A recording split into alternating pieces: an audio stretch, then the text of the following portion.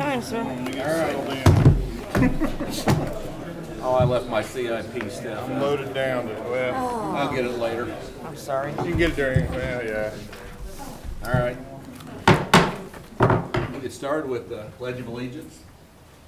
I pledge allegiance to the flag of the United States of America and to the republic for which it stands, one nation, under God, indivisible, with liberty and justice for all.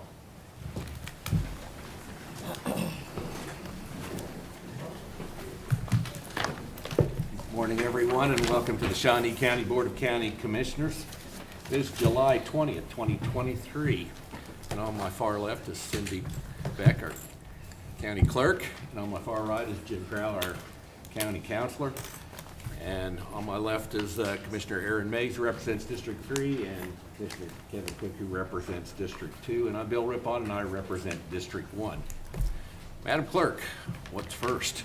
First item is item 3, consent agenda. I would move that we approve the consent agenda. Second.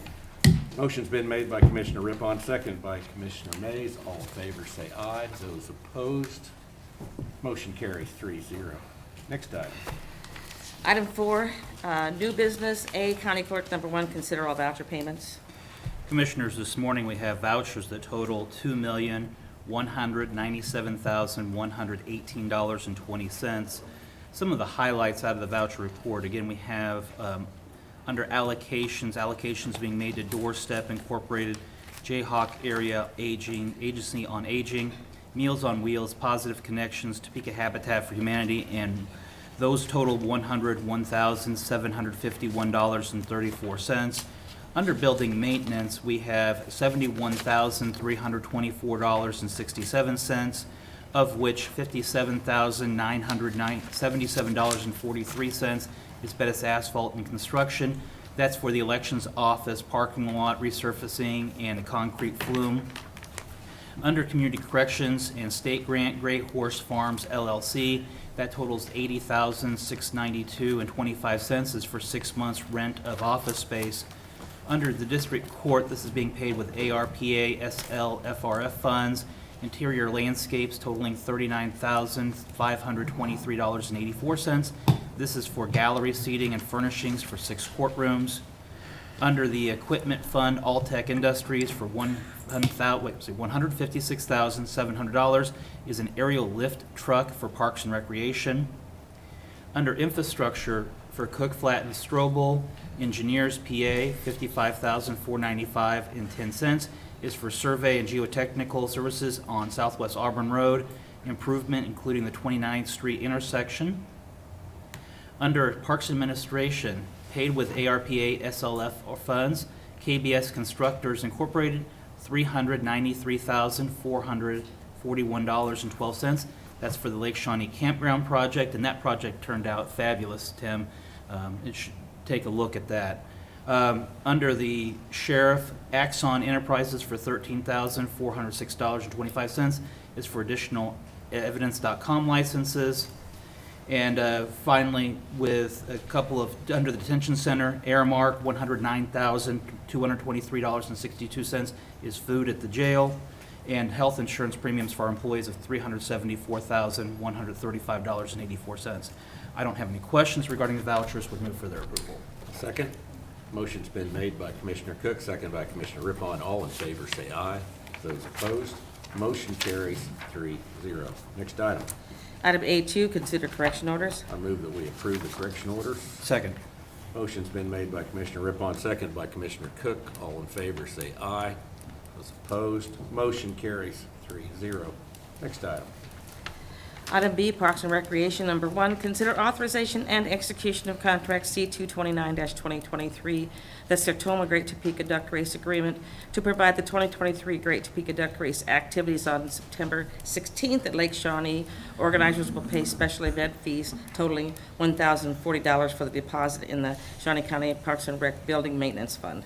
Good morning, Commissioners. Tim Laurent, Parks and Recreation Department. This will be the 28th annual Sertoma Duck Race at Lake Shawnee. They've all been at Lake Shawnee. Over the last 27 years, they've raised over $1 million, and they've donated all of that to local charities here in Topeka. the Capper Foundation, TARC, and the Boys and Girls Club, just to mention a few. I'd be happy to answer any questions. I would move for approval. Second. Motion's been made by Commissioner Rippon, seconded by Commissioner Cook. All in favor, say aye. Those opposed, motion carries 3-0. Next item. Item B2, Board of County Commissioners consideration is requested to approve the recommendation by the Professional Services Selection Committee for the MCP Build Team to provide design build services and authorize Parks and Recreation to enter into contract negotiations to determine a guaranteed maximum price for the Family Park project. Funding is provided by the issuance of capital project bonding. Tim Laurent, Parks and Recreation Department. So on March 9th of this year, the Board of County Commissioners approved the project as a design-build project. The bid results were evaluated by the staff and most recently the Shawnee County Professional Selection Committee for a final decision. And collectively, we would like to enter into contract negotiations with MCP Build and HTK, their group. We were very impressed with our presentation, and we look forward to working with them on this project if approved. I'd be happy to answer any questions. What is our timetable on? That was one of the things that maybe separated them a little bit from some other groups. They have a pretty aggressive timetable, and we'll need to sit down and just, really nail down the scope of the project, although I think we've got a pretty good idea. But the hope is that at this time next year, we'll be getting close or hopefully have at least some pickleball courts built and complete this project by the fall of next year. That would be the goal. Mr. Chairman. Tim, just a bit of housekeeping.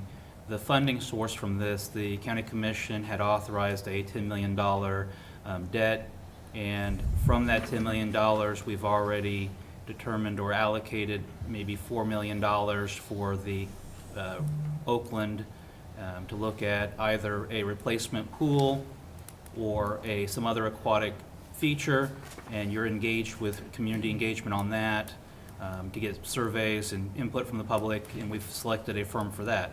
Are you going to go through a similar process on this in budget amount and community engagement, again, before we proceed? Absolutely, yeah, that will definitely be part of this. We want to make any project of this magnitude, we want to make sure that we're getting community engagement, and the folks that are going to live in that area and use these facilities will be involved.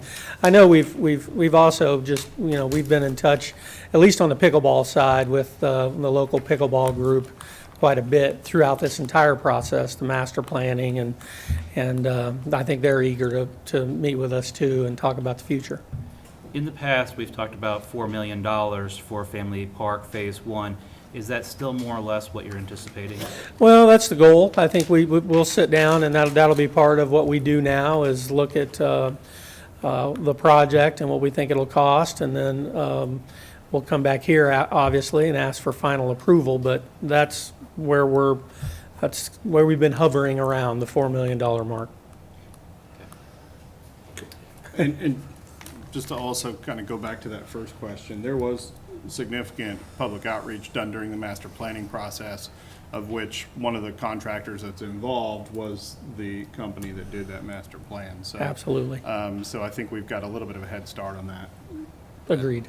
Tim, could you tell us just briefly kind of what Phase 1 will look like? Yeah. Well, again, a little bit of that will be negotiated with this group, but I think the things that we've targeted are multiple pickleball courts, a destination-style playground, so a large playground, restrooms, an open-air shelter. Those are sort of the highlights. There's other things we'd like to try to accomplish. We'll just have to see how far we can stretch that money. We'd like to have some sort of trail connecting these facilities to the neighborhood there where there's a lot of kids. So that we hope that we can push that in there. We've talked about a dog park out in that location. Some of these things we may have to do on our own, separate from this. But again, all of that will be part of this, the next phase here, when we sit down and look at what these things will cost and what we think we can afford. Mr. Chairman? While not germane to this issue, for those of us that can count to 10, if we've got $4 million going to Oakland, and 4 million going to Family Park. 4 plus 4 equals 8, and if we had 10, we have $2 million that's not yet, roughly, again, it's not finalized, Right. determined or allocated. Are some of those other projects that we're looking at, such as completion of the Dornwood baseball renovations or Grange Hall at Old Prairie Town? I know that we've got other projects that we've been looking at, and those are some of the things your department will be bringing to us at some future point. Absolutely. I think as we nail down the cost of these two projects, Oakland and Family Park, then we'll start looking at what we think we can do next with the remaining funds. Okay, any other questions? I will move for approval. Second. Motion's been made by Commissioner Rippon, seconded by Commissioner Mays. All in favor, say aye. Those opposed, motion carries 3-0. Thank you. Both said at the same time. All the third then, too. Third. All right. Next item, please. Item C, Audit Finance. Number 1, consider approval to apply for the Energy Efficiency and Conservation Block Grant. Good morning, Betty Griner, Director of Administrative Services. This grant is through the U.S. Department of Energy, and it's administered by the Office of State and Community Energy Programs, and they are eligible just to state, local, and tribal governments. And eligible entities can use flexible EECBG program funding for projects and programs that cut carbon emissions, improve energy efficiency, or reduce energy use. These are direct awards to the governments, and Shawnee County has been allocated $76,710,000. I believe that at this point in time, we're looking at using it for LED lighting to save energy costs. And I am requesting your approval to apply for these funds. Mr. Chairman, Yes. have we already allocated where those LED lights are going to be going? No, we're still in the process of evaluating that. Can some of those LED lights be used for our courthouse renovation project? That is already allocated to another grant. I was just looking at, under our CIP discussion, there's a request for window shades on the courthouse to make it more energy efficient. And again, looking at the CIP budget, and I'm just trying to think out loud here, if we can use some of that money towards energy efficiency. Well, we can that way. certainly look at that. I don't think so. I think it has to be, I think, it has to be more direct energy costs. Okay. But we can certainly look at that. I don't think so. I think what we were initially thinking about, I think Nelda and Kurt are both here, was the lights in the North Annex bay, the garage bay, those big lights at on the top there, changing those out to maybe LED. That was just kind of initial conversation. And I think that's fine as well. What type of lighting do we have in that bay now? Incandescent, yeah, Be a big savings. be a big savings there. I'll move to approve. I will second. Motion's been made by Commissioner Mays, seconded by Commissioner Rippon. All in favor, say aye. Those opposed, motion carries 3-0. Thank you. All right, thank you, Betty. Next item. Item D, Department of Corrections. Number 1, request approval of contract C-230-2023 with Alcohol Monitoring Systems, Inc. for the electronic monitoring devices and services to be used in the management of juvenile clients to be paid as needed with grant funds from the Kansas Department of Corrections. Good morning, Commissioners. Tim Phelps, Department of Corrections. This is a contract that we've had for a number of years, and it is going to expire, so we're getting an updated one. This does not require us to buy anything, but if we determine that we either need new or replacement ankle monitors for use with the juvenile offenders, then this is the new contract that will allow us to use their pricing schedule. And I'd be happy to answer any other question you have. Questions? Yes. So this is alcohol monitoring systems. Is this also for like ignition, key lock stuff, or? No, sir, this is strictly, we place an ankle monitor on the juvenile, and then it is, keeps an eye on the juvenile, make sure they don't go into what they consider hot zones. And if they do, then their officer is notified and some action can be taken, but it does not have anything directly to do with vehicles. I Okay. think the contract would allow us to expand to that, but we've never done that in our operation. Okay.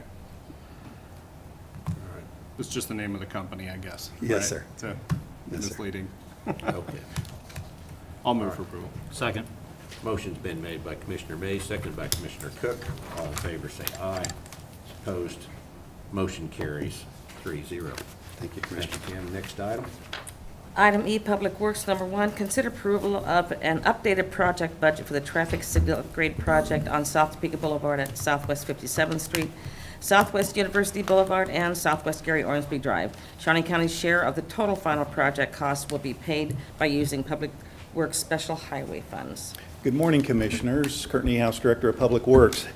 Hey, back in December of 2022, I came before you asking for a revised project budget on our traffic signal project on South Topeka Boulevard.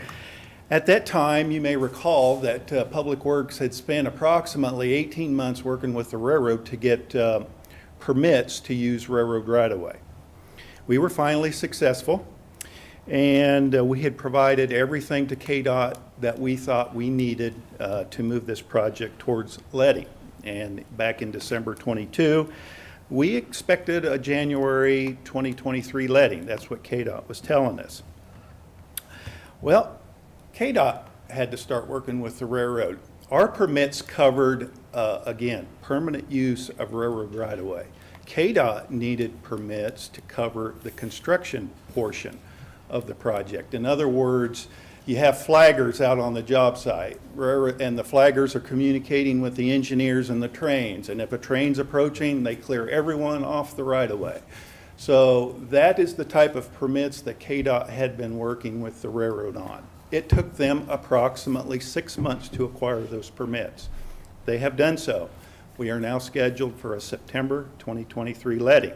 But in the meantime, 9 months have transpired. Project costs have gone up. So that's why I'm here before you for a second time, asking for a revised project budget. Basically, as far as I can tell, or as far as I see, we can leverage $200,000 in county funds into $1.5 million, provided these costs are accurate and the bid letting turns out as we expect. I look forward to your questions. Any questions? Commissioner Mays? Kurt, I wasn't sure any of us would live long enough to see this day. I know I had personally called the railroad multiple times about this, and it just kept getting delayed and delayed. And so I don't see it listed here, but how much money did this bureaucracy delay cost us? Well, if you look on the second sheet that I provided you, our initial agreement with KDOT is that we would pay $94,000 for construction. That did not include at that time the cost of railroad permits. Well, that $94,000 has turned into $200,000. Kurt, can you talk about what the total project cost increases, not We- just Shawnee County's portion? Yes, we anticipate the total project cost will be $1.55 million. So that's an increase of about $500,000. Yes, a little more, about $560,000. Time is money. So, I'm happy to see it finally done. Upset about the price, but I'll move for approval. I'll second. Motion's been made by Commissioner Mays, seconded by Commissioner Rippon. All in favor, say aye. Those opposed, motion carries 3-0. Thank you. Thank you. Next item. Item F, Commission number 1, consider approval of resolution number 2023-45, notifying the Shawnee County Clerk of the Board of County Commissioners' intent to exceed the revenue neutral rate for the 2024 budget. Good morning, Betty Griner, Director of Administrative Services. This, I'm bringing to you a resolution for your consideration that would notify the Shawnee County Clerk of the Board of County Commissioners' intent to exceed the revenue neutral rate for the 2024 budget. Kansas law requires notification to the county clerk by July 20th if a taxing subdivision intends to exceed the revenue neutral rate for the next budget year. If we were to increase our budget even $1 over the prior years, then we would have to notify the clerk that we are going to exceed that revenue neutral rate. This is the amount, not the mill levy. It's the total amount of the budget. The resolution also requires a proposed mill levy rate. As of this date, we still don't have a proposed mill levy rate. So what I have used on the resolution is the 2023 mill levy rate. I do want the public to know that that is not saying that will be our mill levy rate. That is just what I am using for this resolution and for the notification to the clerk's office. The Kansas law also requires notification of to the public of the date of the public hearing, where the public will have the opportunity to come and voice their thoughts and concerns. That will be August the 21st at 5:30 here in the Shawnee County Commission chambers at 707 Southeast Quincy Street. Also in the resolution, since the Shawnee County Board of County Commissioners also acts as the governing body for Shawnee County Sewer District Number 2 and Shawnee County Sewer District Number 6, those taxing districts are also on that resolution. So I am asking for your approval and that this will give the notification to the county clerk. Any questions? No. Yeah, we don't want to paint ourselves into a corner, I guess, here. So, I would move for approval. Second. Motion's been made by Commissioner Rippon, seconded by Commissioner Mays, or, excuse me, Commissioner Cook. All in favor, say aye. Those opposed, motion carries 3-0. Thank you. Next item. Item F2, consider canceling the July 24th work session. I'll move that we cancel the July 24th work session. Second. Motion's been made by Commissioner Rippon, seconded by Commissioner Mays. All in favor, say aye. Those opposed, motion carries 3-0. Next item. Item F3, discussion of capital improvement plan. I'm going to excuse myself a second, grab my notes.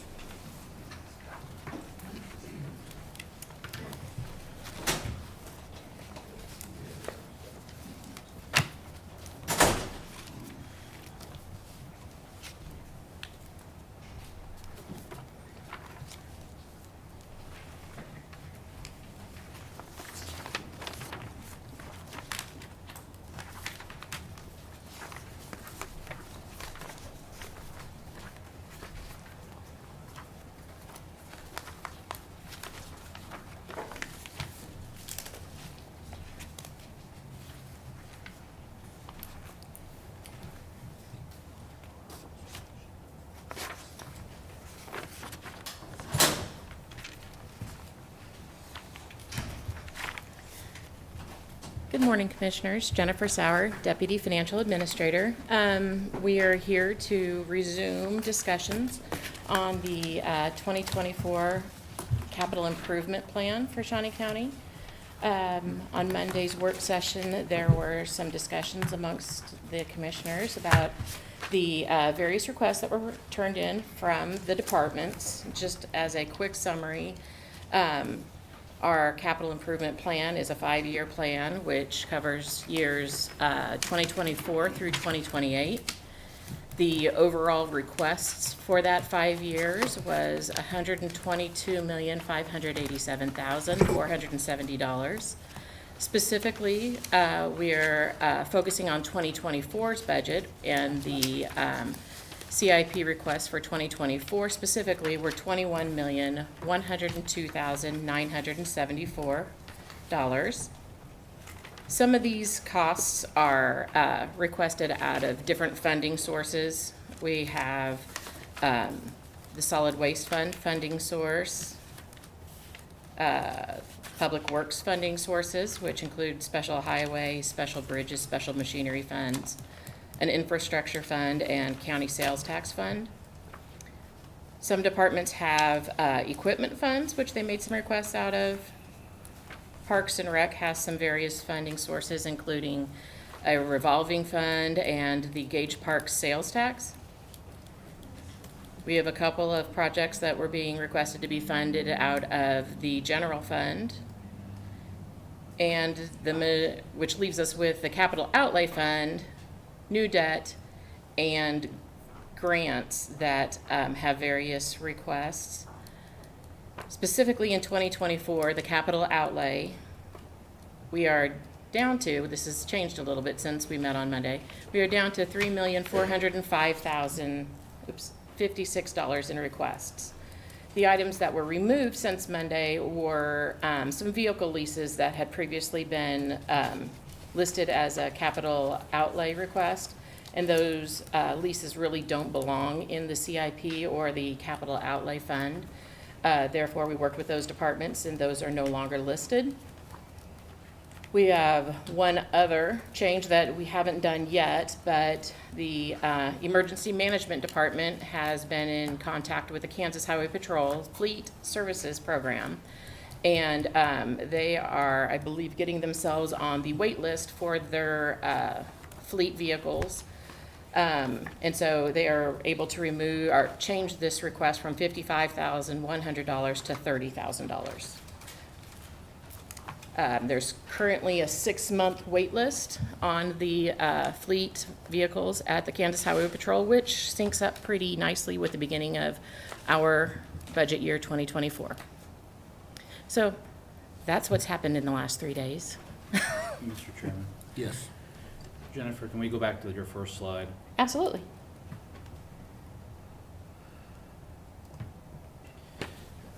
Of that $122,587,470, the years 25, 26, 27, and 28, we're really using those more for advisory so that we as commissioners and department heads are looking forward. We're not taking final action to approve or disapprove them today or during the budget process, but more so that we have those on our radar and we're planning for them. Absolutely true, yes. It is a planning document. 2024, we are specifically looking at for budget authority, but that is only for 2024. Okay. Everything else is for planning. All right. And then out of our 2024 budget, we have an item on the budget for capital outlay, of which we typically budget $2.5 million, give or take. That is true, yes. We have budgeted anywhere from $1.5 to $2.5 million over the last few years. On this year's budget, it was requested at $2.5 million. During the work session on Monday, I believe that there were a couple of motions that were made to approve some of those, but those don't become final until today. And so, Mr. Chairman, I would move that we approve the requested amount from miscellaneous small capital outlay projects of $100,000, which was, again, a motion and a second during the work session. The Department of Corrections Security System upgrade of $70,000. Public Works dump truck refresh of $150,000. Public Works backhoe refresh of $50,000. And Public Works mower tractor side mount deck of $100,000, of which those 5 items total $1,335,781. $470,000. Okay, all right. You may be going backwards with what's remaining? I was I'm not sure. totaling up those 5 items. So Gotcha, okay, yeah, But it's I would- $470,000. I would formally move that we acknowledge and approve those 5 items to be part of the 2024 capital outlay. Second. Okay, motion's been made by Commissioner Cook, second by Commissioner Mays. All in favor, say aye. Those opposed, motion carries 3-0. I'll make a motion that we also add the amended amount for the emergency management vehicle sustainment of $30,000. Second. Motion's been made by Commissioner Mays, seconded by Commissioner Cook. All in favor, say aye. Those opposed, motion carries 3-0. I'm going to go back. I'm missing a sheet here.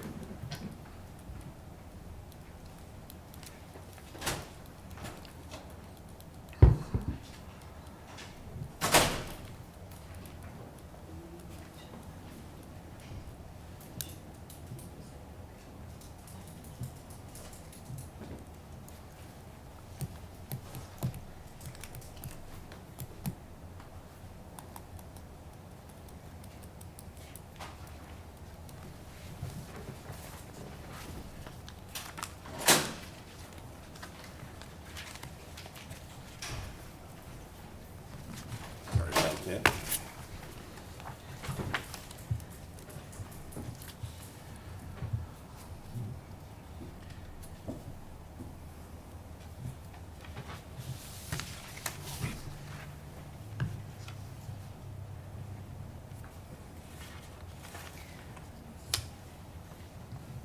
I believe we have most of the department heads here, if you guys had any questions on any of the remaining items.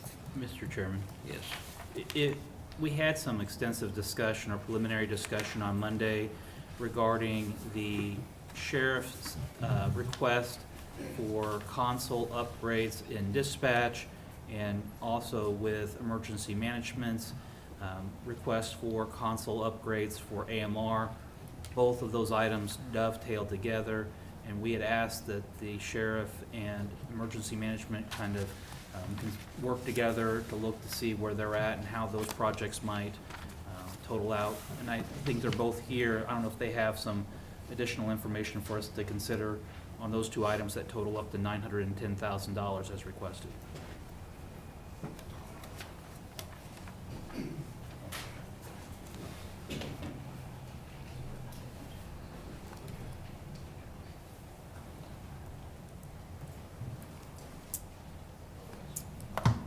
Good morning, Commissioners. Danny Lottridge, Sheriff's Office.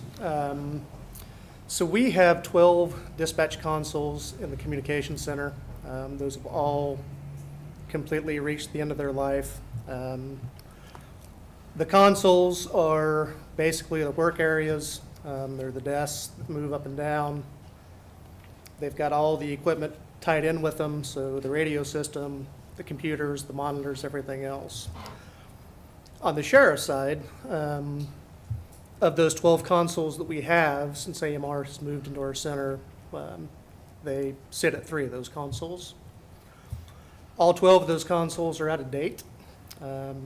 Parts are no longer readily available, so every time one of them breaks, we have to get kind of creative in trying to find parts to fix them and keep them operational. So on the sheriff's side, all we're trying to do is replace simply the consoles. We've already got the radio systems, the computers, the monitors, everything in place. I'm going to let Nelson with Emergency Management come up and speak on the AMR side of those. Before you do, though, again, for those of, maybe have never been to the dispatch center or not familiar, if we can just, again, break down these terms in layman's understanding.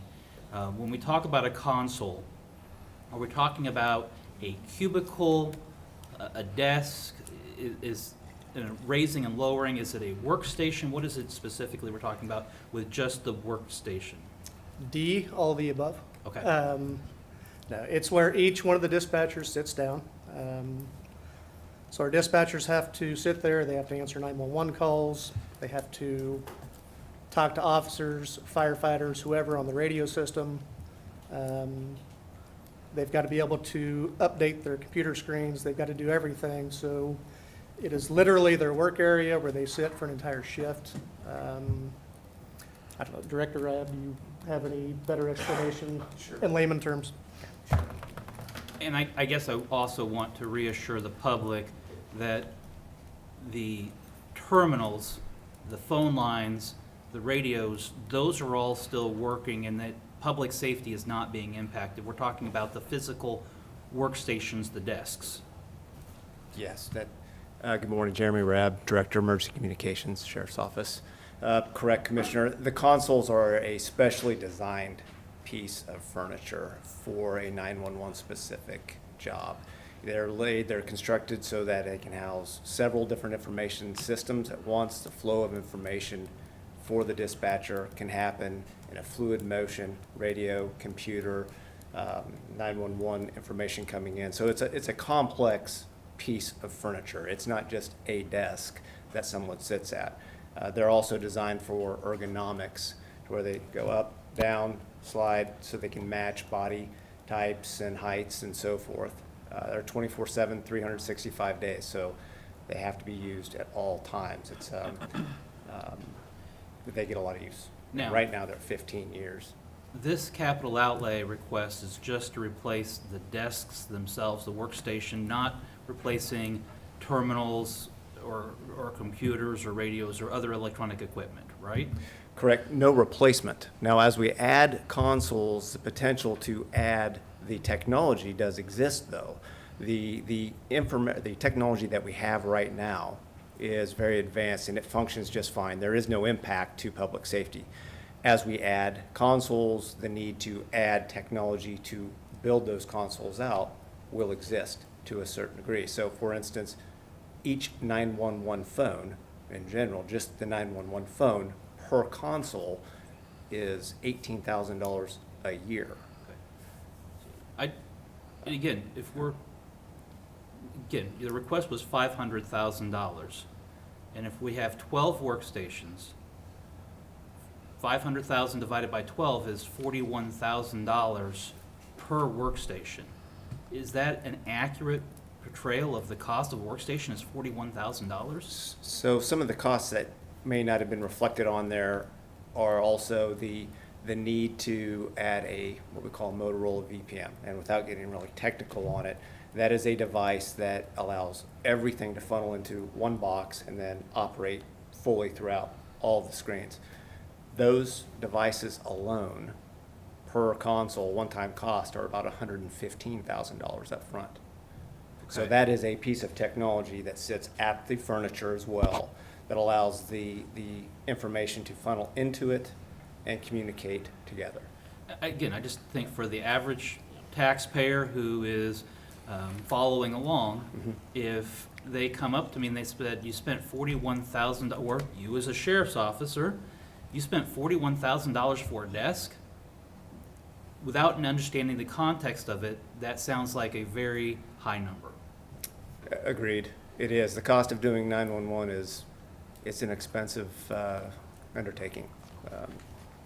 There's a lot of technology that comes in and a lot of very specialized technology. So yes, the furniture itself, again, though, it is not just a desk. It is designed with adjustments and motors and a lot of electrical inputs and outputs for it all to operate correctly. So it's a really advanced piece of furniture. Thank you. Yep.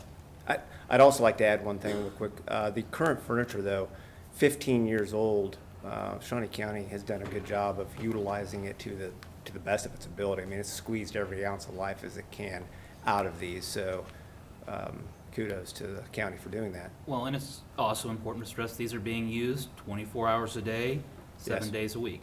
Yep, every single day. Yeah. So, But finally, there is no impact to safety to the community. If they're calling into 911, the terminals and the computers are still functional, working. We are not compromising the safety. This is to make the equipment work better with our terminals. absolutely. And provide the actual individual, our employees, a better, more functional workspace as well that they need. Yes, sir. Thank you. Yep. Yes. So while we're on the topic of 911,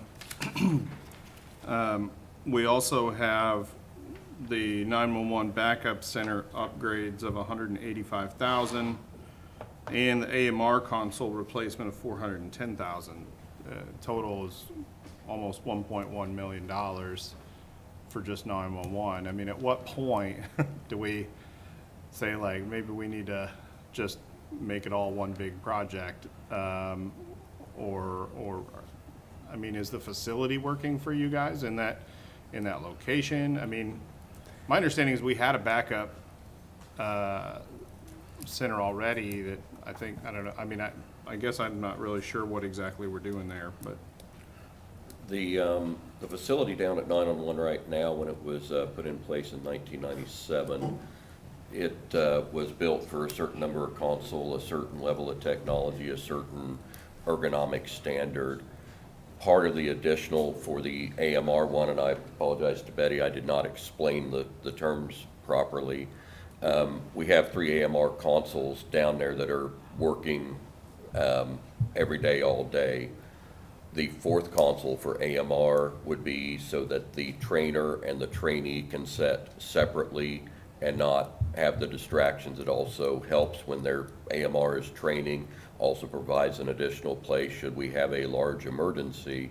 So part of the pricing for why AMR is a little bit higher is, even though it's less consoles, is to renovate that area. There's a kitchen area and some other areas that we can renovate.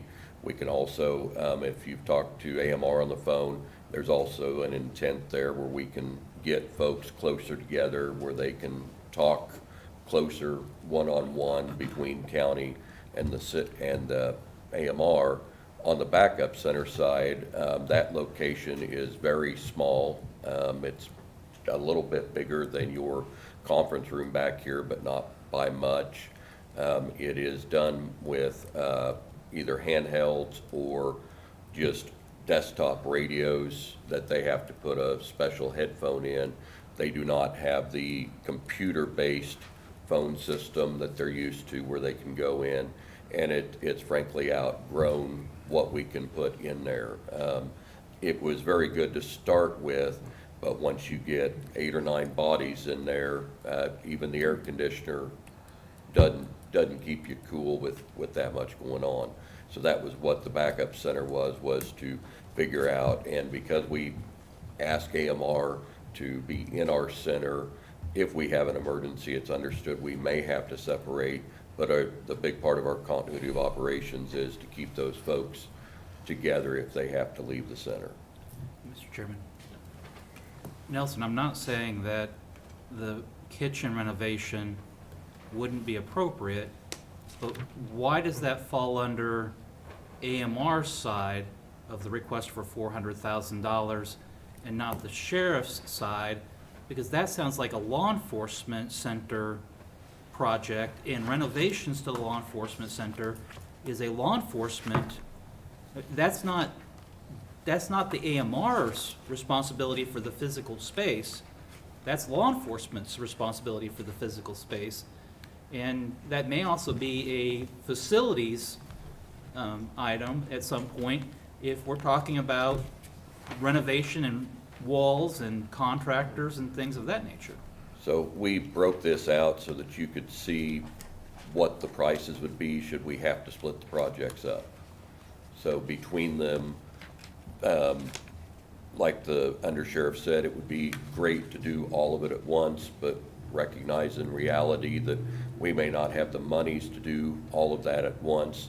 Then we broke these out as being separate projects. It's called the AMR console replacement because it's on their side of the room, but the contract between AMR and the sheriff's office is that sheriff's office provides it all.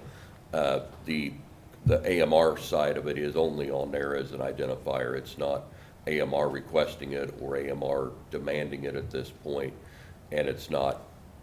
It is on the sheriff's department side, but we broke it so that if we had to meet in the middle with it or decide to do it in more than one phase.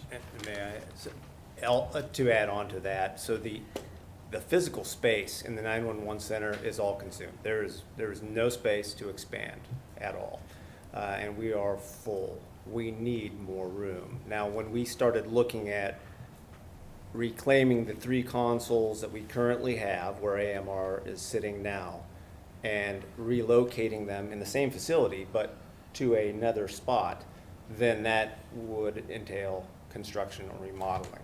So I think the idea behind that was with the AMR shuffle and us, that remodel just fell underneath the AMR breakout that we had here. And I think that's where Commissioner Mays is going. Ultimately, maybe it might behoove the county to have a much bigger discussion, not just on capital outlay, but looking forward to see whether or not dispatch needs a enhanced facility, a new facility, looking at what other opportunities we might have if we've outgrown that space. Yes. Yes, sir. Out of curiosity, maybe you don't know this, but could you get back with me if you don't?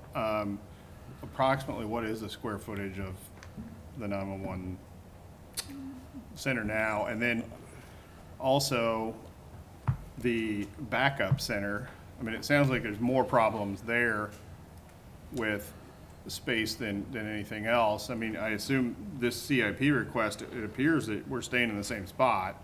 I mean, are you looking at possibly moving that to another facility as well, or? There was discussion when I first came to Shawnee County with the sheriff, who was interested in trying to find new space and potentially space for the backup center. As we've advanced, again, 10 years ago, it was great space and it worked really well, but as things have advanced, systems have been added, and the workspace per employee or per 911 dispatcher has expanded, there's just not enough space at the backup center to make it a really functional backup. They can operate, but at a heavily degraded mode. Yeah. Yeah. So we're trying right now to do the best we can with what we have, but definitely would like to get back and have the discussion of what does it look like down the road, and do we look at a facility that has the technology and the layout to accommodate that for our 911 and the citizens? I would definitely think so, Commissioner. Square footage wise, I'd roughly say 2,000 at best. Okay. And just to give you an idea on the footprint, each console is where one person sits. One console with everything is roughly probably half the size of your seating area there. The consoles, are there companies that make this? Is this something you bid out to different companies? Are there a variety of choices there? I mean, or There are. Just a single source kind of thing? Or? Well, for us, it would be a single source. We're actually looking at a company, right now, Zybex is the company that provides the furniture that we have now. There are reusable parts that we can actually use with what we have now, which would save us money. So the only way we can use those is if we stay with Zybex and we repurpose a lot of the framework and the steel that's in there in certain areas. But we can go out for bid to various other companies. We just wouldn't be able to reuse the framework and some of the things that are there. Is this something that you put together, or is this something you have to hire that's part of the bid for? It's professionally installed. Betty Griner, Director of Administrative Services. We would have to work within our purchasing policy to go out for bid on this for the, anyway, we would look at it, evaluate it, but we would stay within our purchasing policy. Betty, while you're there, after our discussion on Monday, I was asked by a constituent, and sorry to throw you right on the spot on this, but it recurred to me. We have a 911 fee that's charged on your phone. Yes. Does that money then go directly to support the dispatch? Yes. And It goes to a separate fund that's a 911 fund, and all of those funds go directly into that 911 fund that's used to support the 911, the dispatch center. And would the these requests come from that? I'm sorry? Could these requests come from that 911 fund? That, all of that revenue is being used, and so there is no excess in that. All right. Again, that was a question that was asked, and I wanted to follow back on it. And I guess, Betty, before you sit down, sorry. Already there. After you sit down, you may. We also had some discussion about whether or not there was any remaining ARPA funds that the county has not allocated. Do we have any unrestricted funds at this point? There's some money that has been approved by the Spark Committee, but that has not been approved by the Board of County Commissioners. I did do a little research also if this would be an eligible use for ARPA funds. I do believe that this could be used through the lost revenue category for ARPA funds. So it would be a commission decision, but yes, there would be funds there that could be allocated out of ARPA for this. And approximately, would it be, how much of this project, would it be able to cover this request of the Yes. AMR and sheriff's? The 910,000? Yes. Yes, it would. All right.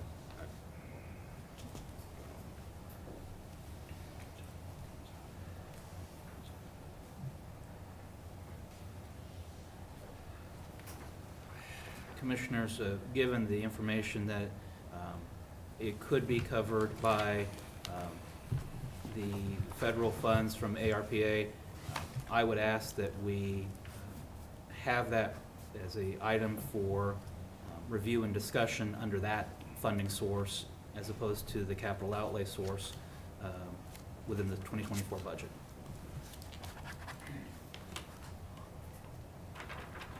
So I don't know if that's necessarily needs to be a motion, just that it, We can discuss. if it's not, yeah.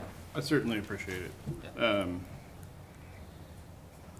What we would do is we would just account for it over here in our federal grants columns. If that's what you guys wanted to do, we would shift it over here.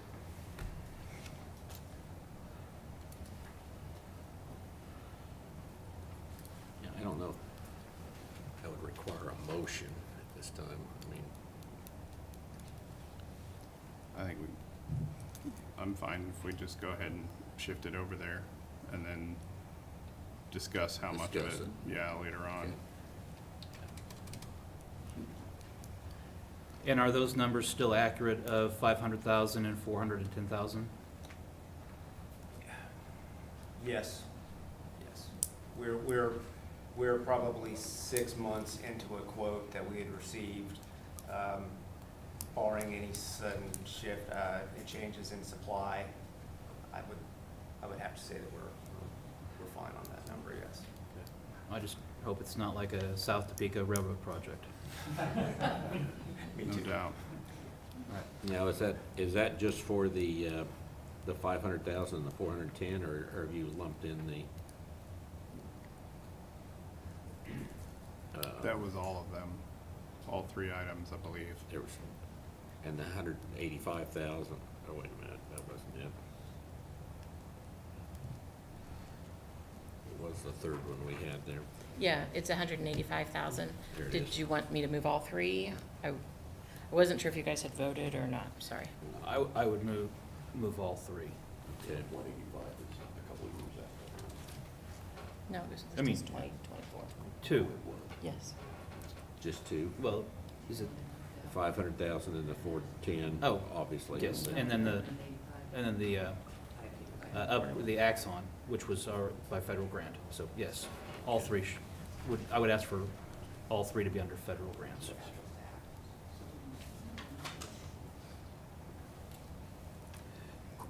Sorry.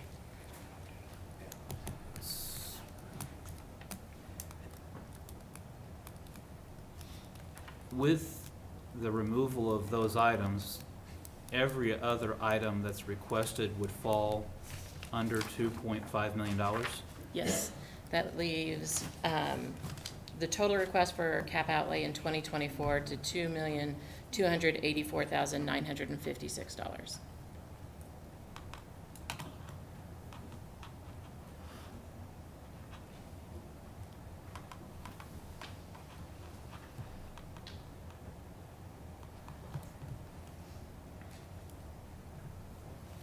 Could I ask a question? Did I miss somebody's second and final and vote on that motion? Well, we didn't vote on I- that. We didn't So vote, we just. I made a motion to move those three items to federal fund grants.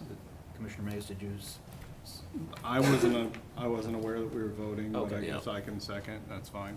And that's for discussion yet, or is that? This is preliminary, it's not final. Okay, all right. Motion's been made by Commissioner Cook, seconded by Commissioner Mays. All in favor, say aye. Those opposed, motion carries 3-0. So Thank you. we'll move those 3 items over for discussion. All right.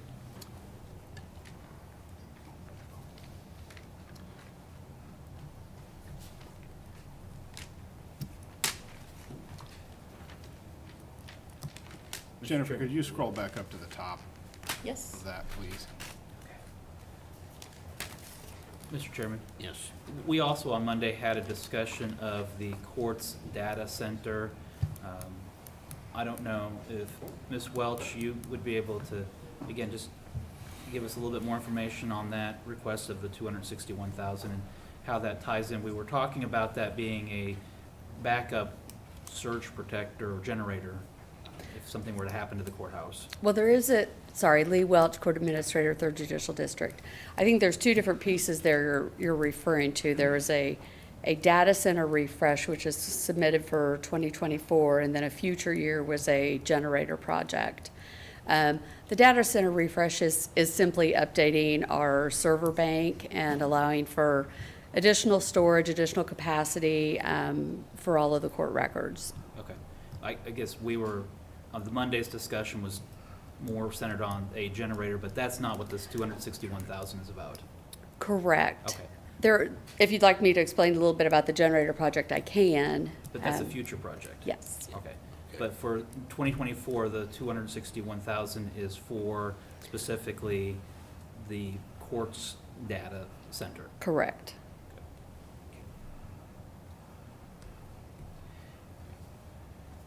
What improvements would we see at the county level with that? From the court standpoint, it would provide increased efficiencies. It would provide greater storage capacity and simply better working environment for our infrastructure as far as our AT needs go to support all of our 165 court users. Your other request was for court furniture, $55,000. Where was that going to? We greatly appreciate the fact that the commissioners provided us with 2 new courtrooms and a conference center in the basement. However, those offices did not come with any budgetary allocation for furniture. So we've used some of the courtroom furniture money to outfit the administrative assistant's office that serves both of those judges. Right now, the judges, we've cabbaged offhand furniture from other divisions or storage areas we've found. We don't have purchased or even ordered furniture for the conference room yet. So that money, that $55,000 would primarily be to outfit those offices, conference room, and then start our cyclical project of replacing outdated furniture throughout the courts.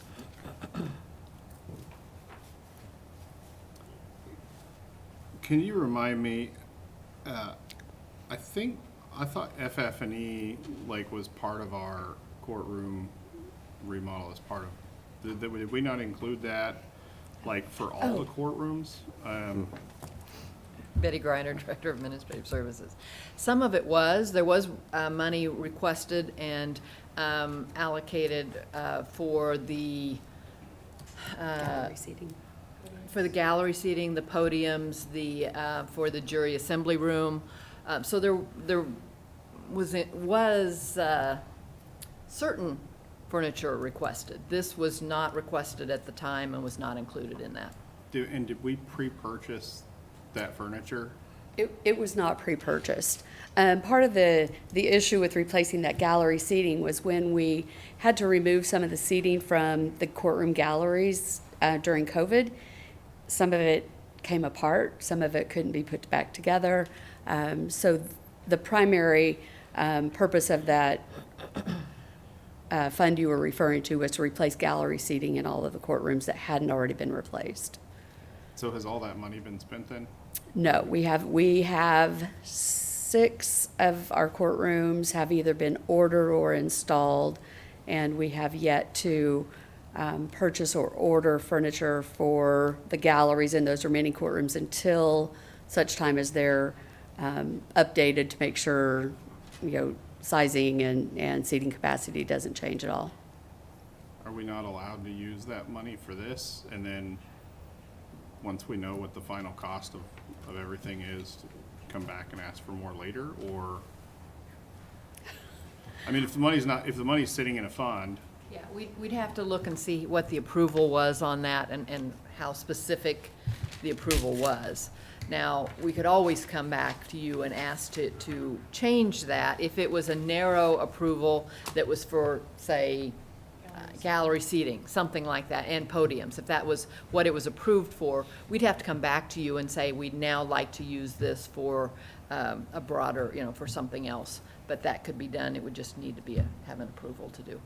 well, it makes sense to me that, those courtrooms are pretty much done. That, spend the money that's already been allocated now instead of waiting until 2024 to do it. And then when the rest of the courthouse is done, then if we don't have enough money in there, allocate funding for that then. For me, it seems like that would be an easier way to do it. And I'm fine with doing that. I was under the impression, like Betty had explained, that money was specifically set aside or specifically given approval for gallery seating and podiums. So if we can repurpose that funding for the short term to outfit judicial offices and conference rooms, then we'll, by all means, I'm agreeable to do that as long as we can revisit the funding issue later if needed. I think you get it done a lot faster. If we could check into that and find out if those funds are able to be used for that. What we can do is we can look into that, and then she can put that on the agenda for approval if it does not allow that. Okay. So that's not a problem. But then the question becomes, what about this 55,000? This 55,000 they're requesting here is for very broad use. So you're talking about timing, and I understand that, and that timing makes absolute sense. But does your conversation affect this 55,000 they're requesting for 2024? Commissioner Mays, I want to dovetail off of that, but Betty, are you not also concerned about how this potentially would impact the overall budget for courthouse renovations, and whether or not, again, we don't want to go over budget with the overall courthouse renovations? Yeah. Sorry. The gallery seating is a separate project from the courthouse remodel. So we have two different projects that were approved. One was for gallery seating, which would be for the furniture that we were discussing. Then the courtroom remodel was a different project that was approved. They have different categories in our federal reporting. There is still money left in the gallery seating project. We would just need to clean up some of our backup information and get a renewed approval from the commission, and get that reapproved through Wood O'Brien's to make sure we have all of our documentation squared away for future federal audits. And I don't want to sound cheap or callous, but it's not that the judges don't have desks or a conference table, and it's not that the administrative assistant doesn't have a desk. It's just that they don't have newer desks. They have leftover refurnished furniture from other departments that may have had newer furniture purchased. Correct. We do not have an available conference room table or chair, so that is a piece that we'll need to obtain. So I know that there will be people that will ask, how necessary is this? If you already have a desk, is this just making it a nicer desk? And so, Understood. all right.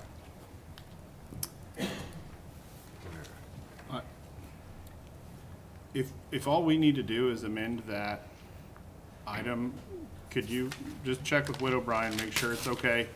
And then if it is, let's just get it on next week's agenda, if the chair is amenable to that. I'd be fine with that. Okay. right. We'll just need documentation from you for what it is. Mr. Chairman? Yes. If we can shift to the next item on that list, which is Heritage Hall HVAC. Again, that's a larger expenditure of $300,000 requested from Stormont Vale Event Center to upgrade or replace that. Just what are the needs so that the community is aware of what the needs are for that facility? Yeah, good morning, Commissioners. Kellen Seitz, Stormont Vale Event Center, and OVG 360. The request for Heritage Hall, there's a couple critical pieces of infrastructure in that request that are in dire need of repair. The most important piece there is the HVAC system. That system is over 30 years old. It has seen its fair share of breakdowns, which we've been able to remedy and repair. However, the system is so old that you can't get replacement parts for that system. We've had to actually mill and have custom metal workshops mill shafts for that HVAC system out of block pieces of metal, which is not a cheap fix. We've actually done that back in 2022, and we've done it again this year. So that piece in particular is the most important piece. That's a little over $100,000 worth of that $300,000 request. The other elements there are the windows and doors.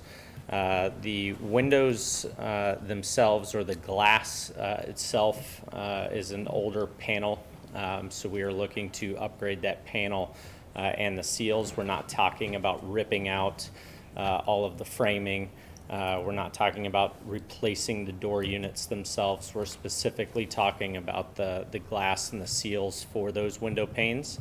Our line of demarcation is currently not the most pleasant line of demarcation to look at, and the gazebo is in some need of repair as well. That space is used primarily for private functions, a lot of weddings. It's an affordable wedding space in our community. So what we look to do is be able to provide a great space for those types of activities, but also a space that needs a little love and TLC. So that's what we're looking to do as part of this renovation. That line of demarcation would turn into more of a white picket fence, and the gazebo would come down. We would lay a paver patio and walkway out from Heritage Hall and do a custom-built gazebo or pergola over that paver patio for the ceremony spot for those events. But Overall, how's the building holding up the structurally? structure of the building is great. There's really no issues with the structure of the building itself in terms of the the roof trussing, the walls, the foundation. We're fortunate that that's a very sturdy building and on sturdy ground. It hasn't seen any renovation though for quite some time, and specifically that critical piece of operational infrastructure for the HVAC system is something that's starting to become a bit troubling. And as you mentioned, there's a lot of weddings that occur there. Is our prep kitchen area still functional and usable, or is that an area that also we're going to be looking at upgrading at some future point? Yeah, this request actually would expand that a little bit, not significantly, but it would expand that and kind of relocate it a little more centralized in that location, which would allow for better flow for our catering team. We're trying to keep the request as reasonable as possible to take care of the critical elements and still service the needs of the event producers that rent that space and or the patrons that would attend that space. But yes, there's, to your point, we could certainly do a lot more with more funding, but we're also trying to be reasonable in the requests that we're asking for. All right. Have the restrooms been recently renovated, or are they? They have not. They're still fairly original. Vintage. Yeah, vintage. Yeah. All right. Well, Commissioner Mays? So I'm glad that you've clarified, because when I looked at this, $300,000 for what is classified on here as HVAC repair and renovation seems seems like a lot for HVAC, for one building, and I looked up 6,000 square feet approximately. Now, Parks and Rec recently redid the pergola out at Lake Shawnee. I think it was less than $20,000 to do that. Have you guys gotten any kinds of bids on that gazebo? We have not. However, we do have a full union operations staff and chief engineer and director of operations who can design those elements and then submit the plans and get those done. So we can do that in-house for a little bit more cost-effective measure. But we have priced out and submitted some, some soft feelers on the HVAC system in particular, because that's the largest piece of this project. And then when you say the line of demarcation, It's essentially where you can stay within with a is that for alcoholic alcohol beverage. purposes? Correct. Okay. Can we do that with landscaping at all instead of? Sure. I mean, I'm thinking of something that might be a little more permanent, some hedges or Yeah. something like that maybe. Yeah, there's certainly a number of ways that we could address that. But to answer your point, yes, you can.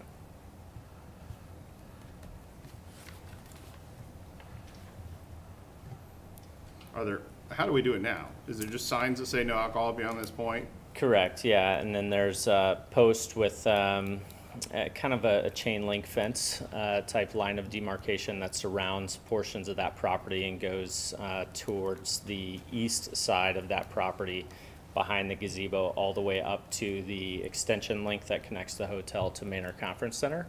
And we run it all the way up to the sidewalk that adjoins the western side of Heritage Hall on that main entrance point. Okay, one other follow-up question.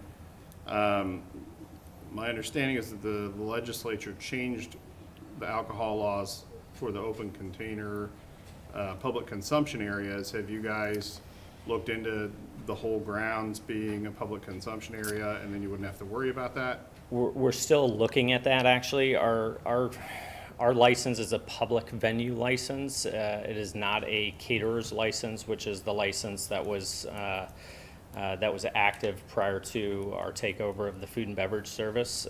So in January, we transitioned that license to a public venue license, which allows us to license larger spaces on the property. However, I don't believe we have gotten an answer yet or dived fully into the bottom of that new piece of legislation that would allow us to turn the entire campus into essentially an open container campus. Okay.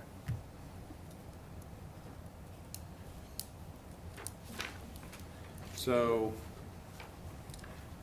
commissioners, maybe this is a good idea or bad idea. I'm gonna move that we do $100,000 for Heritage Hall. That'll get us the HVAC and then whatever's left over, if there is any left over, to do whatever else you can. Sure. Second. Motion's been made by Commissioner Mays, seconded by Commissioner Cook. All in favor, say aye. Motion carries 3-0. Thank you, Commissioner.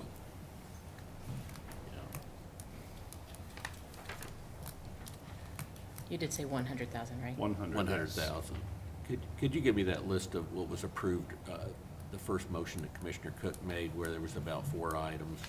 Yes, it's the 100,000 for the small capital outlay projects, Okay, the 70,000 for the DOC security system upgrade, then this 100,000 we just talked about, and then the 3 public work items, which was for a dump truck refresh of 150,000, a backhoe refresh for 50,000, and a mower tractor for 100,000.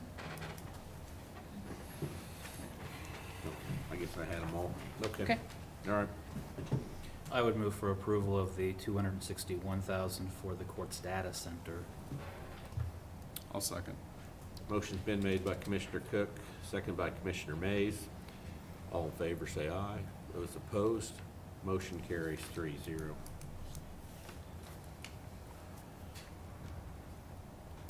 I would move that we approve the EOC radio refresh. Second. Motion's been made by Commissioner Mays, seconded by Commissioner Cook. All in favor, say aye. Those opposed, motion carries 3-0. Could I amend my motion? Sure. Can we just make that an even $55,000? And then, Okay. it's just the, Do we need to re-vote on that? Yes. move. Okay. And I second. Motion's been made by Commissioner Mays, seconded by Commissioner Cook. All in favor, say aye. Those opposed, motion carries 3-0. Okay.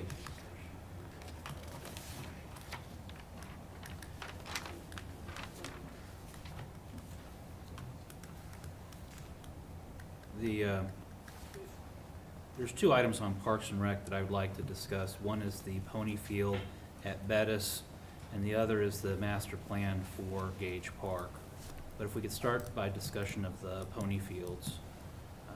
I understand that the turf has degraded, where it's now become an issue regarding play and possibly even future safety issues. Is that correct? Yeah, Tim Laurent, Parks and Recreation Department. No, that is absolutely correct. We're past the cosmetic stage. We're at the point now where we're starting to see threads, bare threads in the turf, and some holes and some lips and separation from the dugouts to the turf. So there's a safety concern for sure. And how old is the turf that's there? I believe it was installed in 2011, so we're on the 12th year. This turf has depending on the amount of play, which you know we get a lot of play at Bettis, the lifespan's anywhere from 8 to 10 years. So with a lot of play, I think you're really looking more 8-9 years that it should be replaced, and we're well past that. And is turf still appropriate for this field, or should it go back to a natural grass? I think with the amount of play that we get, turf is definitely appropriate. Yeah, we bring people from all over, and that's one of the draws. When other places can't play because of weather and conditions, we can play. So we would definitely like to go back with turf. We think it's a real benefit. Is that something they look at when they award tournaments, if you have turf? Absolutely. Well, I think also when teams are looking for tournaments, they're looking typically for all turf fields. Yeah. Because they don't get rained out. Right. When we say pony field, is this the Jerry Robertson field? Or It's right next to Jerry Robinson. So as you pull into the Bettis parking lot, Pony is the first field you see there on the right-hand side as you drive in. Okay. The one where the foul balls go into the parking lot? No, that never happened. Yes. Okay. What's the condition of the turf on the remaining fields at Bettis? The quad fields are in pretty bad shape too, and you can see on our request that we're hoping to replace those next year. So altogether, quite honestly, we've got about $1 million worth of turf that needs to be replaced. But Pony was identified as, we're really splitting hairs, quite honestly, between the condition of Pony and the condition of the quad fields. But we're trying to spread it out to allow for funding. Okay. And then on the girls softball side, there was a request, I believe, to the Spark Committee for turf on that side as well? We've turfed those fields, so they have turf now, the infields anyway. And the request to the Sparks Committee was for some renovations to the women's restroom, concession area, and a new entryway, physical entryway into those fields. I would move for approval of the $250,000 that's requested for this. I'll second that. I'll second, I got one more comment. When this is done, can we get maybe a taller grass past the infield on the foul side? I've noticed that when there's games out there, if somebody hits a foul ball, it'll roll all the way to, right inside the base, it'll roll all the way to the fence on that turf. I'm sure we can do something, yes. Okay. We'll look into it. All right, motion's been made by Commissioner Cook, seconded by Commissioner Rippon. All in favor, say aye. Those opposed, motion carries 3-0. And then the other item that we were going to discuss was as to the Gage Park Master Plan. We had some preliminary discussion on Monday about whether or not that master plan, what it covered, at $200,000, was that still an accurate amount? And whether or not any of the Gage Park Improvement Fund would be able to be used for that expenditure. Yeah, we're estimating on the cost, I'll be honest. But the Gage Park Improvement Authority has, not a week from now, we'll be up here with a memorandum of understanding between the county and the Gage Park Improvement Authority, where they agree to match up to $100,000 whatever we spend on a Gage Park master plan. Essentially, it won't cover the zoo or the Discovery Center. It'll just be for the areas that we operate and control. But I think they understand the importance of that process and the way that, I mentioned this last week, the utilities and the infrastructure piece, stormwater runoff and all those things, how that could be impacted by what we do, how it could impact them, I guess I should say. So they want to be involved and they're willing to help fund it up to, or to match funding up to $100,000. We would obviously go out for an RFP. We would come back to this body eventually and ask to fund that master plan. And then I'll also add, based on our conversations last week, that, or I guess that was Monday, our previous conversations, we would use the Gage Park improvement money that has been allocated to the county for our other portion. So there would be, it would all be, essentially all of the money would come from the Gage Park Improvement Authority tax. Then we need to remove this item as a request from capital outlay? It's not on here. Yeah, it's on, yeah. This is the Parks and Rec Master Plan, I believe, versus the Gage Park Master Plan? Correct. The Parks and Recreation Master Plan is Okay. on this. All right, gotcha. All right, thank you. Yeah. Yeah, And exactly. so this item is requesting is for the Shawnee County Master Plan. Correct. We had a 10-year master plan that expires this year, and we would like to go out for an RFP to do a 5-year master plan. I think it's important. I think, as part of our CAPRA accreditation, that's part of meeting those requirements, is to have a current master plan. But even if that wasn't involved, I think helping guide us for the next 5 years and redefining our priorities and looking at what needs to be done, I think it's important. Do we have any matching us to $100,000 for that? I don't. Nice try. I don't. The last master plan, was that in 2012? Was Yes. that- Yeah, it was. All right. Commissioner Mays, did you? That's a low priority for me, to be frank. I mean, it's just not, I think we've got more important things to fund than a master plan. So, I mean, I understand that it was intended to be a 10-year, it might need to be an 11 or 12 in my mind, so, I mean, that's kind of where I'm at on it. Tim, with the accreditation, do they require you do a new master plan so many years, or can we ride on the old one for a while? I think we've got a window before, it would become a big issue. I don't think we're going to lose our accreditation if we don't do this. But I think, obviously it's your call, but I think looking at assessing where we are as a department and reevaluating what our needs are and the direction we want to go is pretty important for our department. So, For my, information, what major changes have happened in the last 10 years in Parks and Recreation? Have people stopped, playing tennis? Again, are people? I'm not going to answer that question. Boy. I don't want to get into the pickleball tennis discussion But publicly. there are things that have changed.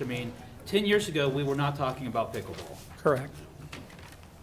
And if you were to look at how that's picked up, Yeah. there have been programming changes within Parks and Recreation. Yeah, I think that it's, when you look at this, 10 years ago, look at, for instance, softball, and what a big role that played in the department, not only here, but across the country. And that, not that they're not playing softball, but not anywhere near the rate they used to. That program has significantly declined. Adult softball, not youth sports, on the other hand, through the roof. And competitive youth sports. I remember, 10, 15 years ago, rec league baseball and softball was what a lot of kids played. That was probably the majority of kids were playing those things. Now it's competitive, it's teams. So we have to look at, how we approach that. People's tastes change, trends change. Our facilities are getting older.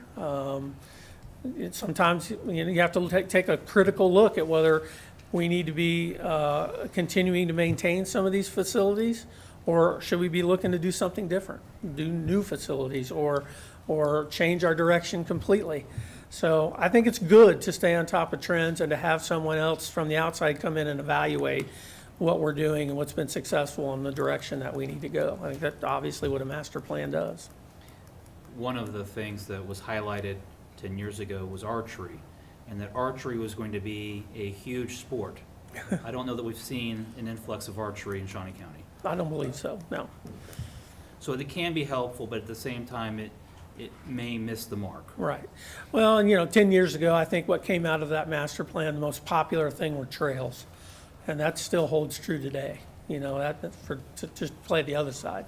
So some of it I think was accurate, but, being outdoors, I think the outdoor programming has really taken off over that time period, and that's really the area that we're trying to focus on probably more than anything else at this point. All right. Maybe All right. hold that item for further consideration. Thank you. Thank you.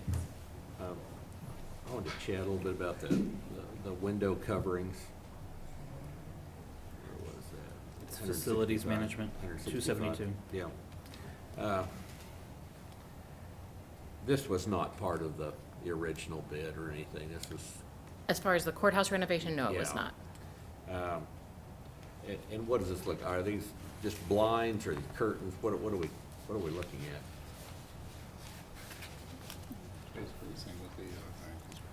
Good morning, Like what we're looking Commissioners. at here? Nelda Henning, Director of Facilities Management. Yes, I had planned on doing this next year, once the courthouse renovation project was kind of dwindling down. But it has, as the windows have been being replaced, there's not the heat gain and there's not the uncomfortable feeling being next to them.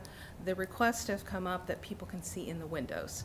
So the window coverings would be like these solar shades that you see here that help obscure the view from the outside into the building, but not obscure the view from the inside of the building to the outside.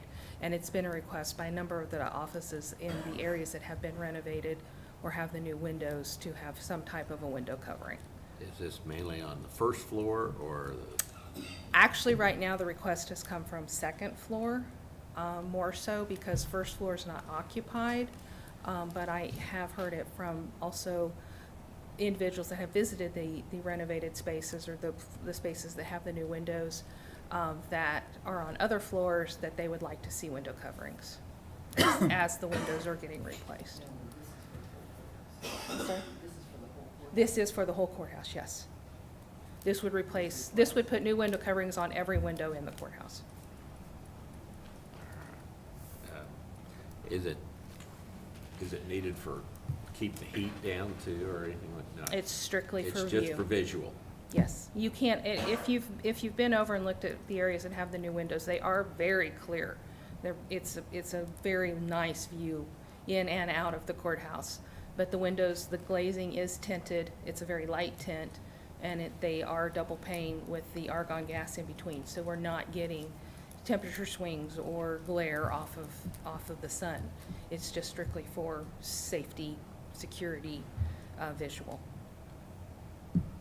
How is it going to improve the safety of the window? I'm being told that if they have the window coverings, people from the outside can't see someone walking around their office on the inside. So Blinds? Drapes? The window shades, the solar shades. So, that's what we're talking about is a shade. Yes. Okay. These are just about the most inexpensive window covering that we could get. It's just a lot of windows. It's just a lot of windows, yes, a lot of windows. And do they all need to be covered with shades? I budgeted it for all of them, because we're only about a quarter of the way replacing the windows through the building. I'm assuming that as it goes, people are gonna start asking for them. I think your problem is how do you designate who gets them and who doesn't? If you don't do it for the whole courthouse, you know, how do you designate, this office does get them and this one doesn't? That's the problem that I see if you don't do the whole courthouse. Also too, the reason why this has happened is with the window replacements, the new windows are thicker, the frames are thicker than the old windows, so we have to tear out the blinds, and as we're tearing them out, they're breaking from just rot of the sun exposure over time. So it's kind of we're forced into doing this. Like I said, I'd hoped that we could get through the renovation and then start putting the shades in next year, but the request has come up this year. We still have quite a bit of work to do, not just replacing the windows, but all of the heat exchangers below, and there's gonna be a lot of work around them. The areas that we could get the window coverings in right now are pretty much completed. It'd be like the jury assembly room or the court services on first floor, the DA's office on second floor. We've already completed most of the work in those areas, and we can get the blinds in or the window shades in. And we'll buy them. I wasn't gonna buy them all at one time. I was gonna buy them as we needed, over time. Well, but I'm just saying, I wasn't gonna buy them all at one time. It would be, the purchases and the installation would happen as that room was completed. And we didn't budget window coverings, shades, as part of our renovation cost. No. So it's just mainly for security, is that? Well, Is that, I don't know. I don't even know. I don't know if that's gonna be security other A than. sense of security.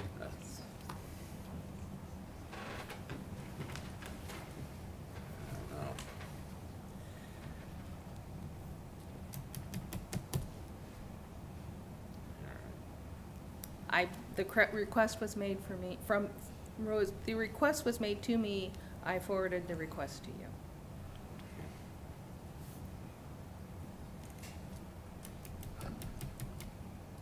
How many of the windows had coverings before? Do we know? I would say 99% of them. I would think the only place that I can think of currently that didn't have window coverings is the third floor corridor. So aren't you gonna have a lot of departments and judges and treasurer, the clerk, the register of deeds, who say, I used to have blinds and now I don't have blinds.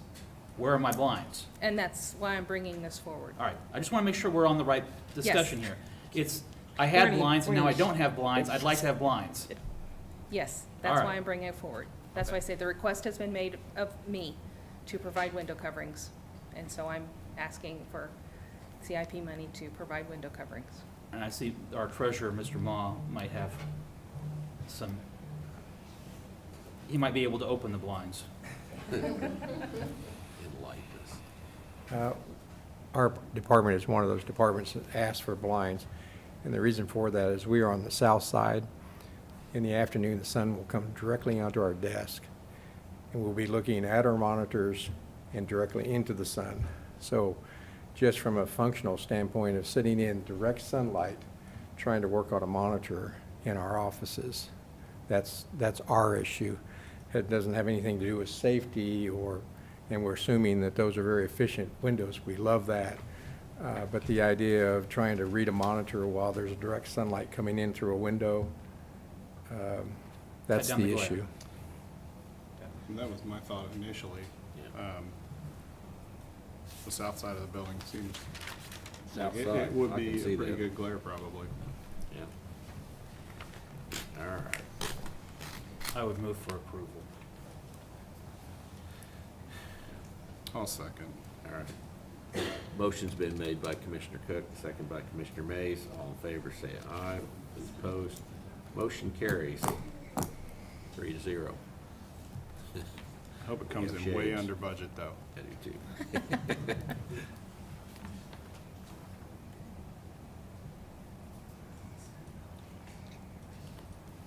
You guys are currently sitting at having proposed approvals for $1,331,000.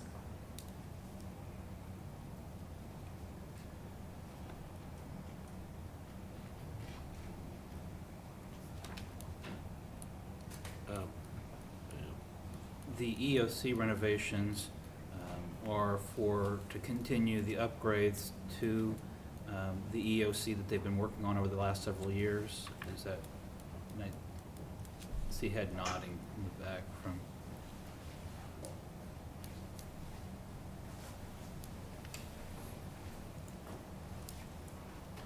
Scott Garcia, Shawnee County Emergency Management. Yes, our request is for, like you said, over the years, we've been little by little updating our EOC, and it looks a lot different from when I first started. However, two of the areas that haven't really been touched at all are the bathrooms. They're very outdated. For instance, like the stalls, they don't latch just right, and some of the urinals leak and stuff like that. So we've already put out for bid, and we got one bid, and it was a lot higher than we expected. So what we're going to do is reject that bid and hopefully reopen it and get more bids.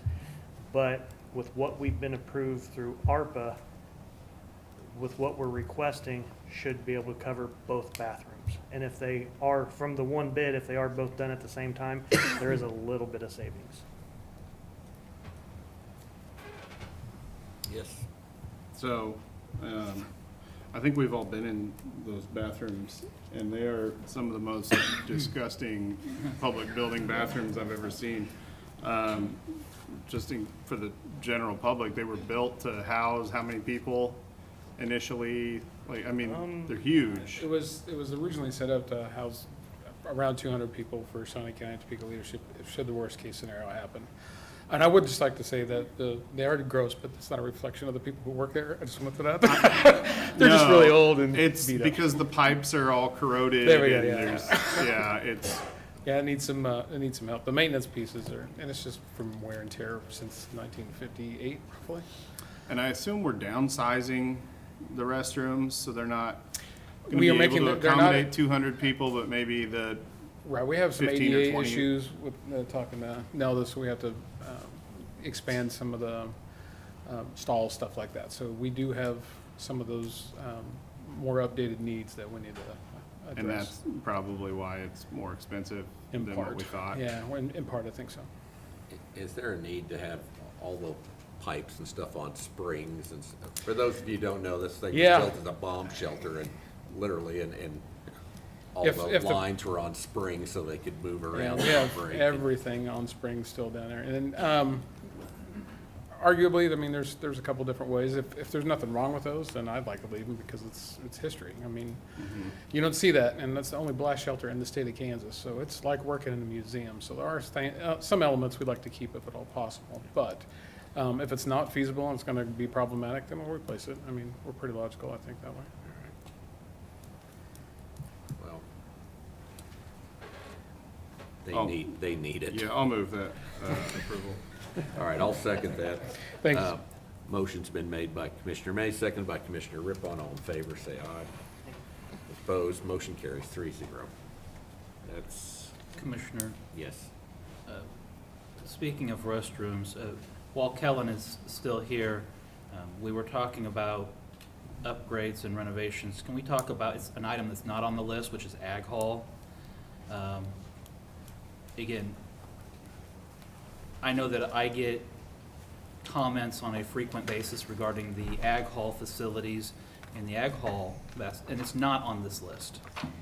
But where that falls, Yeah, I do have it on our CIP 5-year plan. It is requested for 2027 at the moment.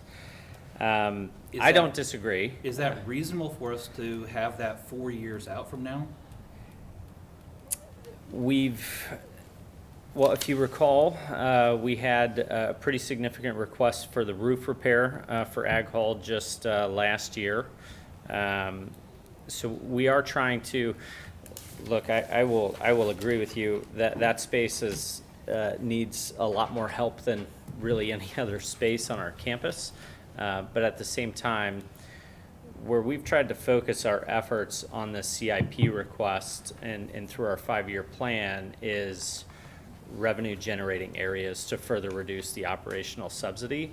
And the unfortunate reality is Ag Hall just doesn't really produce much revenue for the space. But I know that this last weekend, the Fiesta Coronation was held there. Yeah. There was a lot of people there for that event. The Thanksgiving banquet dinner is held there. So as far as large facilities, unless you're going to go to Exhibition Hall, and that's one of our larger facilities on that campus. you're not incorrect, yes. And those restrooms are Very again, old and yes. very, very bad. Yeah. I mean, we can, do you want me to put the request in for right now? I guess, is 2027 reasonable, or is it a higher priority as the facility manager of that campus? Or operations management?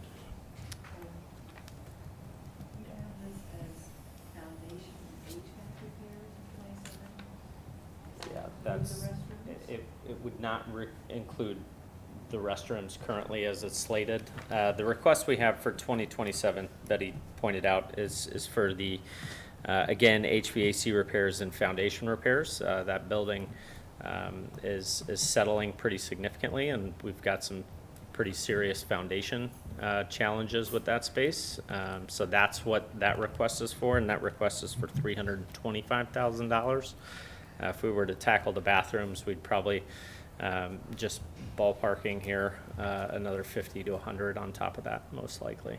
I understand that you're looking at renovating, looking at revenue generating parts of the campus.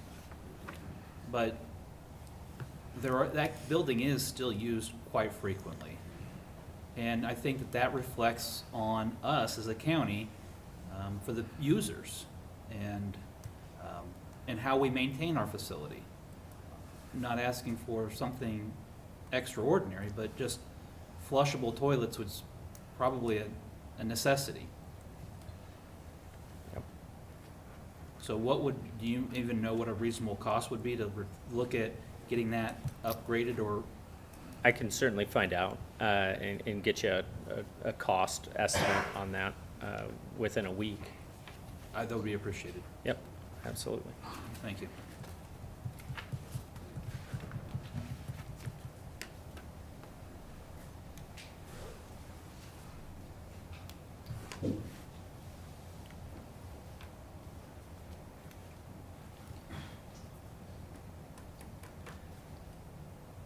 The sheriff's pursuit vehicles is to replace, that's part of their annual replacement of vehicles, and that's not within their budget. That is correct. It is to purchase those vehicles. I believe last year they were approved for, I'm going off memory, I think it was maybe $250,000 or $300,000 for last year's cap outlay.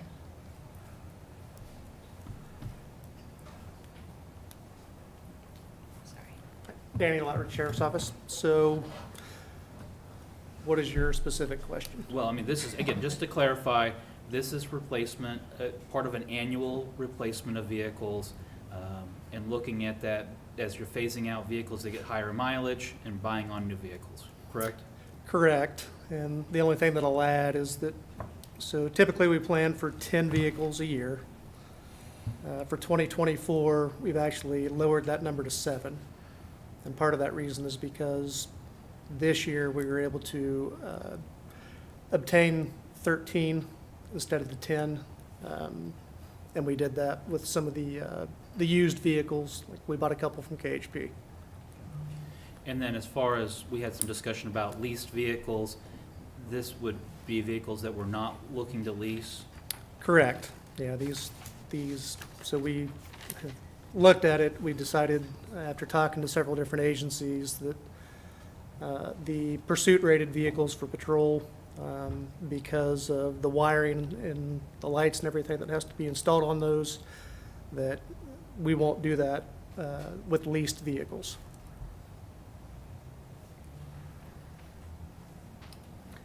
So, oh, go ahead, please. When you say you bought some used vehicles, are these like from Highway Patrol, or who are you getting them from? Yeah, so we'd bought some from KHP to help keep our fleet updated, and then Okay. fortunately, some of the vehicles we had ordered through Ford, we were able to purchase after they were actually built, so. Will KHP be having more vehicles here, or they have some more available, or? You know, they probably will, but there's a pretty massive waiting list to get those vehicles, so. Out of curiosity, do you guys have a ratio that you use of how many deputies per pursuit-rated vehicle? I mean, I know you're in shifts, and so those vehicles are probably being used by multiple people on a daily basis. Do you, any idea? So it's not that we really have a ratio like that we use. We look at the number of miles that we drive every year, that we put on those vehicles every year.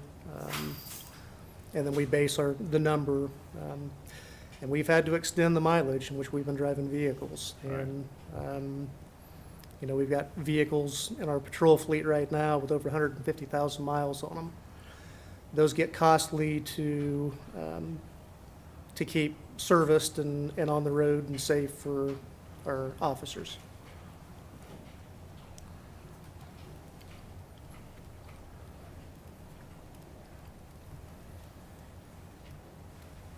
Well,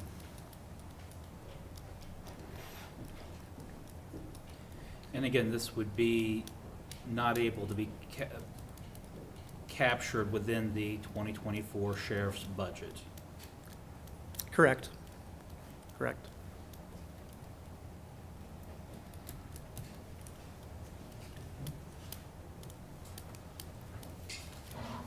Betty Griner, Director of Administrative Services. I will say that you will recall that the Sheriff's Office did have an item on here for leased vehicles. They did withdraw that, and they did say that they would not need to increase their budget request for that. So since you brought up their budget and vehicles, I just wanted to let you know that they are going to absorb that request within their '24 budget request. What about the DA's vehicles? Were they also? They took, we took all, They're they out. are going to look at leasing those, and Okay. so that will be, I think, an increase to their budget request for the DAs. Okay. Okay? And this was a lease. And we did research, the amount approved out of 2023 for these vehicles was $300,000. So it's $1,000 more this year than last year. Why? Why the extra thousand? Why not just make it? That's just what was requested. I believe they did math of 7 times what they believe the per unit cost is. I'll move for approval of 301,000.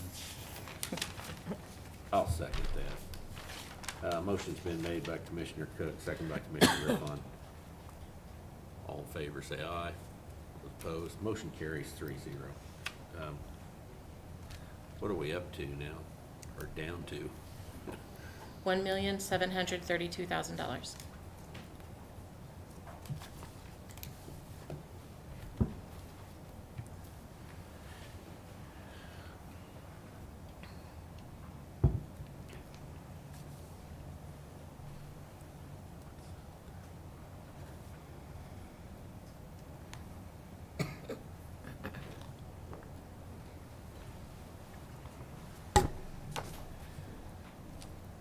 Trying to see what's left. I believe our remaining items would be the sheriff's 911 backup center upgrades and the tactical command vehicle updates. The Sheriff 911 Backup Center upgrades you had me move over to federal grant. All right. Did we do the drone refresh?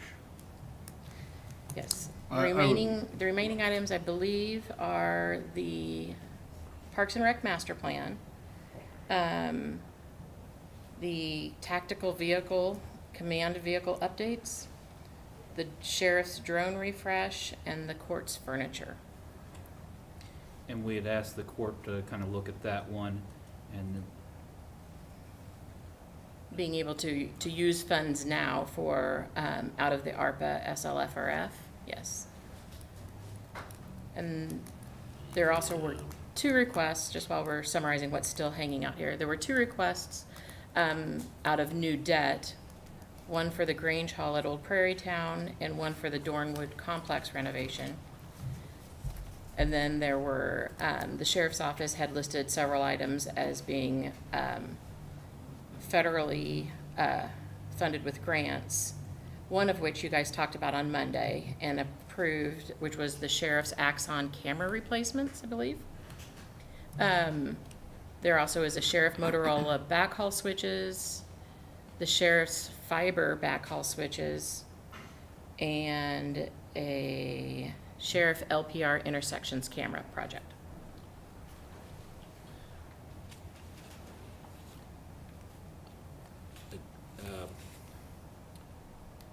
And we're at 1.7. I'm going to propose the Grange Hall at 1.7. Well- Or 1 point, I take that back, 1.5. And Commissioner, I would ask that we defer, when we had the discussion earlier today about the approval of the family park, we had talked about out of our $10 million that we had left over, and we had looked at those. You'd rather have that $2 million. out of the bonded? Yes. What, yeah, because they're under new debt. Yeah. And I think, in my opinion, anything under the federal grants categories or the new debt are probably a conversation for another day. Yeah, I'd like to have our discussion of Grange Hall and Dornwood be under our discussion of that remainder of our bonded debt. I just don't want to run out. I understand. But I would, so the drone refresh for the sheriff still needs to, that's still hanging out there. I would move that we approve the $50,000 for that. I'll second that. Motion's been made by Commissioner Mays, second by Commissioner Rippon. All in favor, say aye. Those opposed, motion carries 3-0. And out of the remaining roughly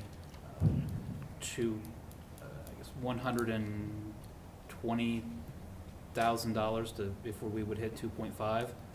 2.5, you're 700 and some. Yeah, Thank we're you. at, Again, I would like us to have a discussion about looking at, the Ag Hall facilities. That's, if anybody has used the facilities at Ag Hall, it's a memorable experience. It's not great. okay. Then I would make a motion that we put $50,000 in for the restrooms at Ag Hall. And I appreciate that, I just hold one's until all we, covered. if we can hold that discussion until next Thursday, that gives Kellen a week to put together kind of an estimate on what works and what doesn't. I will add an item as soon as we get some information from Kellen on restrooms. But, I'll withdraw my motion. Okay. and I would ask that we defer this, we hold any further discussions of the 2024 capital outlay until next Thursday. Great. Do we need to vote on that? No, I don't think so. No. Okay, all right, I agree. I You're think the we- chair, just make Bang it the so. gavel. There it is, we're done. Thank you very much. Madam Clerk, what's next on our agenda? Item 5, public comment. Is there anyone here wishing to speak? I don't have anyone signed up. Seeing none. Next item. Item 6, administrative communications. All right. All right. Lee Welch, Court Administrator, Third Judicial District. I just wanted to make sure everyone knew that our newest judge, Jay Beffert, will be invested next Friday, July 28th at 3 o'clock. That'll be in courtroom 4D. You're all graciously invited to attend. Thank you very much. Thank you.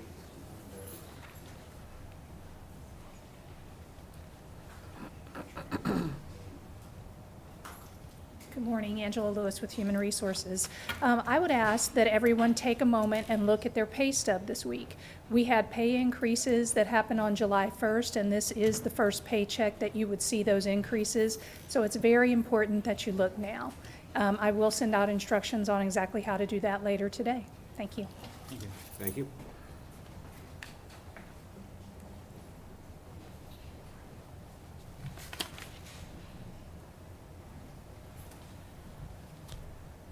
Dusty Nichols, Emergency Management. I just wanted to kind of remind everybody to kind of look back what happened over the past week with the storms and branches and so forth.